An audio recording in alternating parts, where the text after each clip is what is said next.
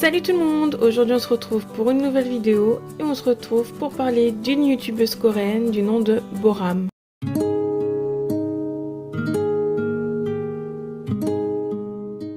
Qui est une petite fille de seulement 6 ans et qui est déjà célèbre sur YouTube. Elle est déjà très riche. On va aussi parler de certains scandales autour de cette petite fille et ce sera une occasion de voir ensemble les problèmes et les côtés malsains des chaînes pour enfants et des enfants mis sur YouTube.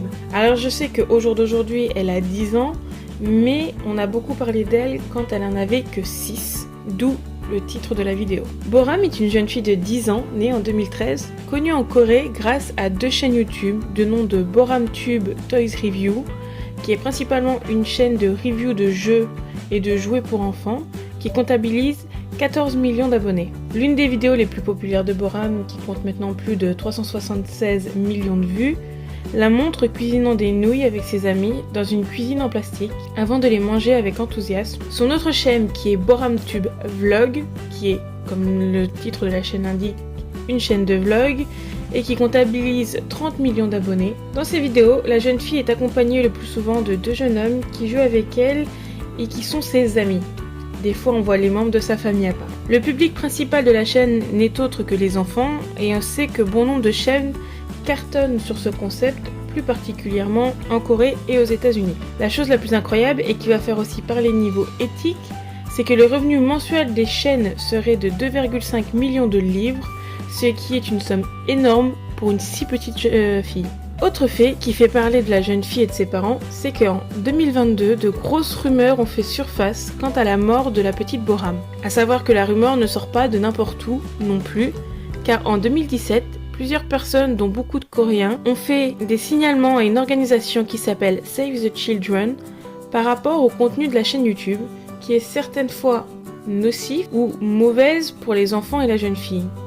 Et surtout que ce même contenu peut apporter du stress à la petite, en plus de ne pas favoriser un développement normal de cette dernière, car les parents font passer le contenu et les vues avant la santé plutôt sociale et autres de la petite fille. Dans certaines vidéos, ses parents lui donnent des choses qu'elle ne voulait pas manger, qu'elle devait faire des activités qu'elle ne voulait pas faire, ce qui a amené un signalement pour abus sur mineur. Après inspection, l'organisation a statué et fait enlever les vidéos en question. Voilà d'où viennent les prémices un peu de ces rumeurs. Et donc, si on revient en 2022, Boram aurait été reportée morte suite aux abus de ses parents, et très vite la nouvelle fait le tour des médias. La cause précise de la mort n'est évoquée nulle part. La famille, les amis sont écrasés et en deuil suite à la déclaration publique de la disparition de Boram. Les nombreuses informations ont obscurci le fait que sa famille n'a fait aucune déclaration officielle sur le décès de Boram et que la police n'a jamais été impliquée. Donc vraiment, ça a pris de l'ampleur suite à des rumeurs et il n'y a eu vraiment que des rumeurs. La nouvelle de la mort de Boram, qui est devenue virale, a simplement été provoquée par les personnes elles-mêmes qui l'ont rendue virale dans le but d'en tirer profit ou de faire passer le message sans vérifier la source de l'information. Plusieurs téléspectateurs ont ensuite rejeté l'affaire, la qualifiant de récit farfelu et inventé. Cependant, d'autres personnes ont suggéré le contraire. Certains ont dit que le fait que personne de la famille de Boram n'ait fait de déclaration après la rumeur de décès pourrait en fait indiquer quelque chose. Certains pensent que peut-être la famille de Boram a laissé cette rumeur couler pour justement faire de la pub à leur chaîne. Quelques instants plus tard en plus, la chaîne a mis en ligne une nouvelle vidéo. Mais à l'époque, personne ne sait si la vidéo est réellement nouvelle ou pas. Surtout que quand on regarde aujourd'hui, la petite est bel et bien vivante et se porte bien. Alors est-ce que ce fut une nouvelle pour faire réagir les gens par rapport au fait que la petite travaille trop pour son jeune âge, ou bien pour rapporter plus de vues et de visibilité aux 2 chaînes. Ensuite, deuxième fois où l'on entend parler de la famille, c'est quand la petite, qui à ce moment-là n'a que 6 ans, d'où le titre de la vidéo, achète un immeuble à 8 millions de dollars. Je sais pas si vous voyez combien ça fait une somme de 8 millions de dollars et la taille de l'appart, quoi. Le bâtiment qu'elle a acheté est situé dans la banlieue de Séoul à Gangnam, donc un quartier très très populaire en Corée. Un document d'enregistrement immobilier public indiquait que la société Boram Family, créé par les parents de la fillette, avait acheté la propriété de 258,3 mètres carrés le 3 avril. Bien sûr, le bien n'est pas pour la fillette, on se doute bien qu'à cet âge-là, on ne sait même pas comment acheter une maison. Et donc du coup, c'est bien pour les parents. Bon, bien sûr, la petite habite avec ses parents, donc d'un côté, elle en profite. Mais ça soulève quand même une nouvelle question. Est-ce que les parents profitent beaucoup trop de l'argent de leur fille? Ce que j'entends par là, c'est que bien sûr, les parents travaillant pour la chaîne YouTube peuvent se dégager un salaire. Ça, c'est la façon de gérer l'entreprise quand on crée sa chaîne YouTube. Les parents peuvent se dégager un salaire, ça, il n'y a pas de souci. Mais est-ce que les parents n'en profitent pas trop, comme ils ont la main sur le compte de la Boram Family? Est-ce que les parents ne servent pas de l'argent que leur fille gagne, parce qu'eux n'apparaissent que très peu souvent? Est-ce qu'ils se servent trop de l'argent de leur fille? Par exemple, là, l'achat de la maison, enfin de la maison appartement, est-ce que c'était vraiment nécessaire? Est-ce que leur maison d'avant, ça j'ai pas réussi à trouver, mais leur maison d'avant avait des soucis? Je ne pense pas, puisque si tu habites à Séoul, c'est que, enfin, tu as quand même une maison, quoi. Ils avaient pas l'air en plus d'être pauvres non plus, donc, enfin, et puis c'est surtout, enfin, ils sont que 3. Donc pourquoi prendre un truc aussi grand? Dans tous les cas, les gens se sont un peu offusqués que les parents vivent dans un immeuble comme celui-là grâce à l'argent qu'ils se font grâce à leur fille. Parce que oui, c'est leur fille qui est dans les vidéos. Et logiquement, l'argent devrait revenir à elle ou être mis sur un compte. Mais ça, je reviendrai plus tard là-dessus. Sur un compte pour elle plus tard.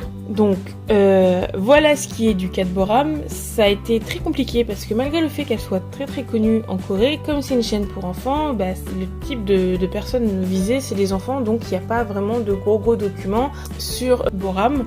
Et donc du coup j'ai pu reprendre que ça.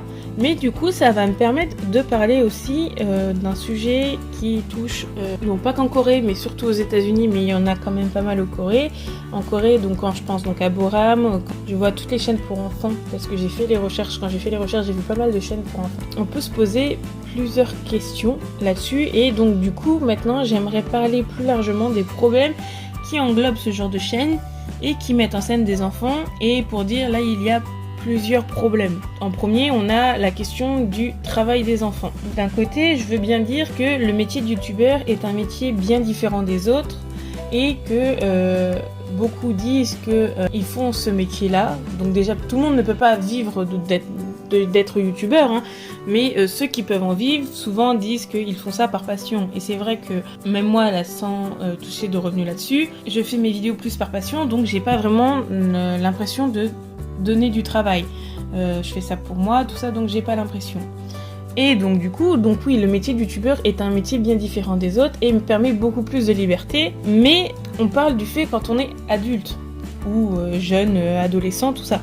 Mais là, on parle quand même de faire travailler une petite fille donc de 6 ans, et quand je regardais le début des vidéos, ça devait être vers 2016, donc la petite avait 3 ans, et donc du coup, là, au moment où tout explose, elle a 6 ans, et on peut dire qu'à 6 ans, on ne sait pas encore ce que c'est que le monde du travail, que quand elle fait les vidéos, c'est une dose de travail qui mérite de l'argent, donc un salaire. Ça, à 6 ans, on ne sait pas. Et donc du coup, oui, elle ne sait pas du tout qu'elle gagne de l'argent grâce à ce qu'elle fait. Puis ensuite, on peut parler en fait, et c'est ça qui m'inquiète le plus, c'est du rythme des vidéos. Une petite fille de 6 ans, logiquement, ça va à l'école. Et quand ça rentre, ça fait ses devoirs, ça joue à la poupée, des trucs comme ça. Non, puisque dans un premier temps, Boram ne socialise pas du tout, ou entre guillemets un tout petit peu, puisque Boram fait l'école à la maison. Donc elle n'a pas le contact social avec les autres enfants, elle ne peut pas se faire d'amis, parce que tout simplement elle fait l'école à la maison, puisque le rythme des vidéos est à 5 vidéos par mois, qui fait un peu plus d'une par semaine, ce qui veut dire que majoritairement, et en comptant tout le temps de montage, tout ça, majoritairement, la petite passe toute sa semaine à tourner des vidéos. Ça pendant des fois plusieurs heures, puisque même si même si sur YouTube on a des vidéos par exemple de 10-20 minutes, des fois il y a 3-4 heures de tournage derrière. Sachant que en plus de ça, la petite travaille pendant plusieurs heures sur les vidéos, tourne tout ça, des fois sur des choses qu'elle ne veut pas faire ou qu'elle ne veut pas manger.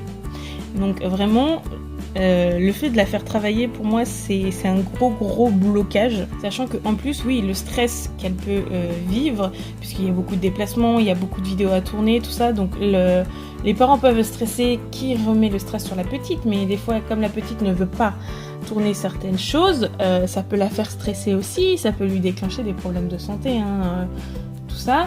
Et puis les parents aussi, comme c'est elle le visage de la chaîne, et ils mettent plus de pression sur leur fille qui est petite, trop petite pour son âge pour avoir ce genre de pression-là sur les épaules. Enfin, je trouve pour ma part que les chaînes qui mettent en scène les enfants devraient être étroitement surveillés et contrôlés. Déjà que YouTube contrôle les vidéos, tout ça, mais je trouve que tout ce qui est chaîne pour enfants ou chaînes qui mettent des enfants en valeur devrait être étroitement, avoir une surveillance constante, parce qu'on voit bien souvent, c'est plus aux États-Unis que toutes les chaînes familiales sont pour les 3 quarts en fait problématiques. Un autre point que je voulais aborder, c'est le rôle des parents et de l'argent.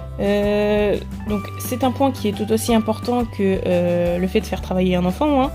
C'est le rôle qu'ont les parents dans ce genre de situation. C'est sûr que la plupart du temps, ce genre de chaîne montre des familles joyeuses où tout se passe parfaitement bien, mais bon. Pour le cas de Boram, on parle quand même de certaines vidéos où cette dernière vole de l'argent à son père pour s'acheter des choses. Est-ce que c'est vraiment ce qu'on devrait montrer à des enfants, et surtout des choses qu'ils devraient faire à leurs filles? Ce sont des choses qui inculquent de mauvaises valeurs, et je comprends pas est-ce que ça puisse être sur YouTube. Bon, je veux bien que ça soit pris à la rigolade, mais on voit quand même on fait voler de l'argent à une petite fille, même si c'est pour rire, non. Puis tout simplement la question de l'argent. Et c'est ça qui me chagrine le plus sur l'histoire, puisque, là on sort un peu du contexte de la Corée, mais si je vous parle de Jordi, qui, moi je connais à mon âge, mais peut-être que les plus jeunes qui me regardent ne connaissent pas, mais je pense que si je vous dis la chanson Dur d'être bébé, on a le cas de Jordi, donc le chanteur qui a enregistré cette musique-là et qui a fait un boom incroyable, et qui aujourd'hui se retrouve sans rien, puisque tout simplement à son âge, comme il était trop petit, c'est son père qui gérait sa carrière, et son père a dépensé tout l'argent, ce qui fait que Jordi n'aura jamais touché pourquoi il a travaillé si jeune. Et c'est donc pour ça que j'ai voulu vraiment parler du rôle de l'argent, parce que c'est très important, surtout dans ce genre de chaîne-là. Qu'est-ce que les parents font de l'argent? Qu'est-ce que les parents, donc par exemple de Boram, font de l'argent de la chaîne? Vous allez pas me dire que c'est la petite qui a décidé d'offrir un immeuble à 8 millions de dollars à ses parents. Une petite, à cet âge-là, a un toit sur la tête, va pas se dire « Oh bah tiens, papa, maman, on va aller habiter dans la grande maison là-bas ». Je pense plutôt, et ça ce n'est que mon avis, que ces derniers se sont servis de l'argent de leur fille. Bon, après ce n'est pas vraiment pour n'importe quoi, mais est-ce qu'il était obligatoire de dépenser autant d'argent pour avoir une nouvelle maison? Et pourquoi aussi grande, puisqu'ils ne sont vraiment pas nombreux?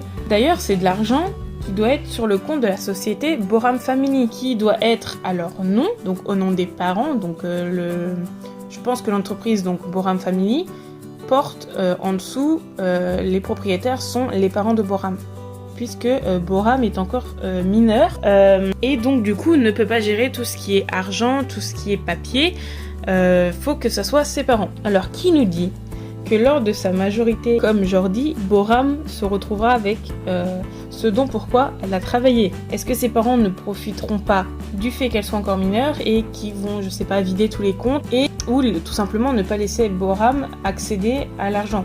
Donc pour ma part, je pense, et il y a beaucoup de choses à retravailler sur ce sujet-là, mais je pense qu'il serait plus judicieux que dans ces cas-là, il sépare les sommes, et ce qui revient à Boram soit sur un compte bloqué jusqu'à ce que cette dernière soit majeure.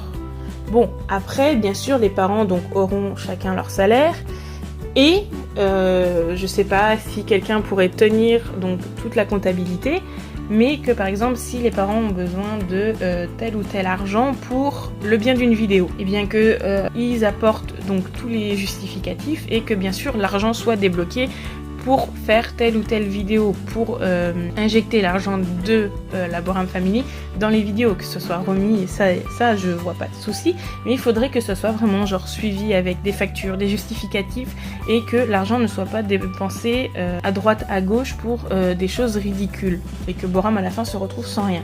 Et ensuite, le dernier point que je voulais aborder, c'est, je crois, le point le plus important, c'est le fait d'exposer des enfants aussi jeunes. C'est vraiment le point le plus dérangeant et les choses qui me dérangent dans ce genre de chaîne. On sait bien que lorsque l'on met quelque chose sur internet, ça devient public et que n'importe qui peut regarder, peut montrer, tout ça. Bien que les chaînes pour enfants visent pour la plupart du temps un public qui a la même tranche d'âge, hein, donc les chaînes pour enfants sont pour les enfants, les chaînes qui utilisent comme acteurs des enfants sont la plupart du temps regardées par des petits, mais on sait aussi que certaines personnes mal intentionnées peuvent arriver sur ce genre de chaîne, et que là c'est de leur donner du contenu gratuit qui peuvent malheureusement, en étant dans l'illégalité, reposter sur des sites beaucoup moins bienveillants que YouTube. Puis, comme je l'ai dit un peu plus haut, être exposé et travailler à un si jeune âge empêche de profiter de certaines choses que l'on fait en étant petit, par exemple l'école. Boram, elle a fait à la maison. Alors est-ce que plus tard elle le fera donc en établissement, mais pour le moment elle est à la maison, donc elle ne peut pas sociabiliser comme le feraient d'autres enfants, elle ne se fait pas d'amis par elle-même. C'est sûr qu'elle se retrouve avec des millions d'abonnés, mais est-ce qu'elle a vraiment de vrais amis derrière tout ça? Enfin voilà ce qui conclut cette vidéo sur Boram. Une vidéo sur un sujet plus qu'important, car peu importe le pays, les chaînes avec des enfants soulèvent beaucoup de questions et d'interrogations. Donc je trouve ça important de l'apporter et de montrer ce cas en vidéo pour ce qui est de la Corée. Bien sûr, il y a beaucoup d'autres chaînes coréennes pour les enfants. Dans tous les cas, j'espère que cette vidéo vous aura plu. N'hésitez pas à me donner votre avis en commentaire sur les chaînes comme celle de Boram et à vous abonner. Dans tous les cas, je vous souhaite une bonne journée, une bonne soirée en fonction de l'heure à laquelle vous regardez cette vidéo. Et surtout, prenez soin de vous.